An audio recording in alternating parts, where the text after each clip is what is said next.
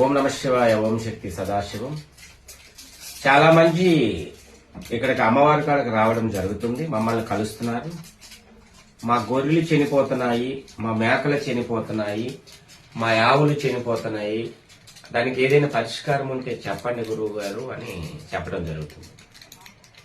సాలక మధ్యలో, అది చిన్నదైనా పెద్దదైనా పర్వాలేదంటే సాలక మధ్యలో కొంచెం నీళ్లు సెమ్మేసి ఆ సాలక మధ్యలో అలికి ఈ ముగ్గు వేయాలి.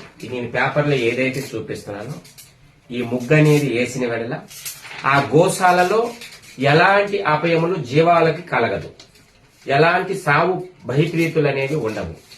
తల్లులు గాని, పిల్లలు గాని, గోవులు గాని, మేకలు గాని, గొర్రెలు గాని ఎలాంటి ఇబ్బంది లేకుండా సస్యశ్యామంగా ఉంటాయి. యాపాకులు వారానికి ఒక్కసారి దానికి గుమ్మానికి కొంచెం పెట్టండి, మళ్లీ వారానికి మార్చండి. అట్లా ఒక 5 వారాలు ఈ ముగ్గు అనేది కంటిన్యూస్ గా చేసే కొద్ది అభివృద్ధి చెందడానికి అవకాశాలు 99% ఉన్నాయి. ఓం నమ శివాయ, ఓం శక్తి సదాశివం.